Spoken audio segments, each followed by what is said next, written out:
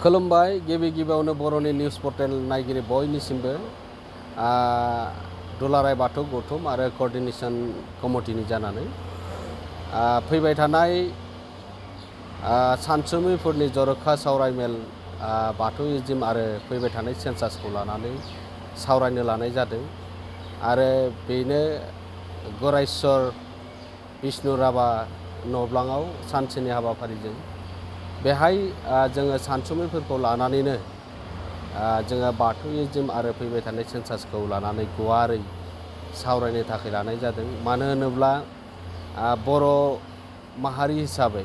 बाथौ धोरोम हिसाबै थांनाय सेन्सासफोरनि जिथु पपुलेसन रिपर्टखौ नायोब्ला जोंनि सांग्रांथि गैयैयावनो हयथ' जोंनि पपुलेसना बेवहाय जोबोद खम सिखारदों। बेनिखायनो जोङो बे बाराव जिहेतु भारत नाङैनो बे सेन्सासआ सोलिगासिनो दं आरो बेनिखायनो बेहाय सांग्रांथि लाबोनांगौनि थाखाय जों दुलाराय बाथौ गौथुम आरो कोअर्डिनेशन कमिटिया बेखौ सानखांबाय थानानै बर' माहारिनि सानसुमैफोरखौ लानानै जोङो खेबसे गुवारै सावरायलायनांगौनि गोनांथि दं होननानै साननाय जादों आरो जों बेवहाय हाबाफारियाव बाहागो लाबोनो थाखाय जोङो गाहायै जोङो कलेजनि प्रिन्सिपाल जोङो इउनिभार्सिटि लेभेलनि जोङो डक्टर पद्मश्री अनिल बर' बिथां पद्मश्री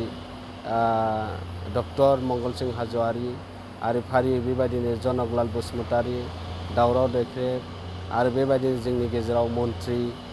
MP MLA MCLA थानाय जोङो गासैखौबो राजनितिक बिथिंखौ नोजोर होआलासिनो जोङो धोरोमनि आरो जोंनि बे मोननांगौनि कलमनि बाथौइज्मआव जों पर्टेल डिजिटेल पर्टेलाव कलम मोननांगौनि थाखाय जों गुवारै सावरायनांगौ दं आरो जों खामानि मावनांगौ दं आरो बेखौ बुजिलांनांगौनि गोनांथि दं साननानै सानसुमैफोरखौ लिंनानै सावरायनाया गोनांथार होननानै सानलायनाय जादों आरो बियो फैगौ 12 जुलाइ बेहाय जानो थांगासिनो दङ। बेनिखायनो खावलायदों बे हाबाफारियाव जोंनि जिल्ला आफाद बियाब आफाद आरो ओनसोलनि गाहाय फोरोंगिरिफोरखौ लानानै एसोसिएट प्रफेसारफोरखौ लानानै माखासे दिनै बेहाय सानसुमैफोरखौ लिंनाय जादों। जिल्ला आफादनिफ्रायबो गोबां सानसुमैफोर बिथांमोना बाहागो लागोनखौ जोङो हांख्रायहरदों।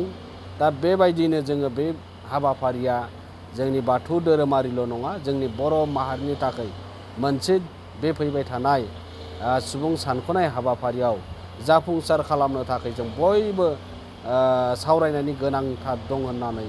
सानलायनाय लेखा बे हाबाफारिखौ लानाय जादों। गमामायैनो बे हाबाफारिखौ जाफुंनांगौब्ला जों जोंनि गेजेराव सावरायथारनांगौनि गोनांथिया दंबारो। मानो होनब्ला आगोलनि जिथु न'खर लोगोसे सुबुं साननाय हाबाफारियाव गोबां बेबायदिनो गोनो गोथो जानानै थालांदोंमोन। देग्लायबो जोङो गोबाङा बुंनो नागिरदों जे कलम बाथौ रिलिजियास कलमा फैखाबाय होननानै, नाथाय जों रावबो दिनै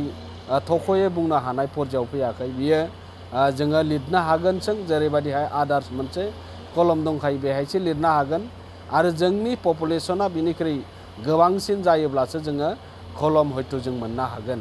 आरो बेखौनो गोबाङा गोनो गोथो जानानै दङ आरो बेफोरखौनो जोंनि गेजेराव रोखा सावरायनांगौनि गोनांथि दङ आरो बाथौ धोरोम थायोब्लासो बर' हारिनि सिनायथिया थागोन आरो जोंनि सानसुमैफोरनि जिखिनि सुबुरुन आरो बेखौ लानानैनो जों दिनै दुलाराय बाथौ गौथुम आरो कोअर्डिनेशन कमिटि जोंनि गावबा गाव गौथुमारि बिथिंनि जिखिनि डिस्ट्रिक्ट कमिटि दङ, सेन्ट्रेल कमिटि दङ आरो आन्चलिक कमिटि दङ, गामियारि बिथिङाव थांनानै खामानि मावहैनांगौनि गोनांथि जानानै फैदों आरो बेखौनो जोङो फैबाय थानाय जिथु सानसुमैफोरनि जर'खा सावरायमेलाव बेखौ गुवार सावरायनायनि गेजेरजों जों रोखा जानो हागोन आरो बेनि उनावनो जोङो गामि गामि ओनसोलाव बिनि एवारनेस लानो थाखाय जों हाबाफारि लागोन।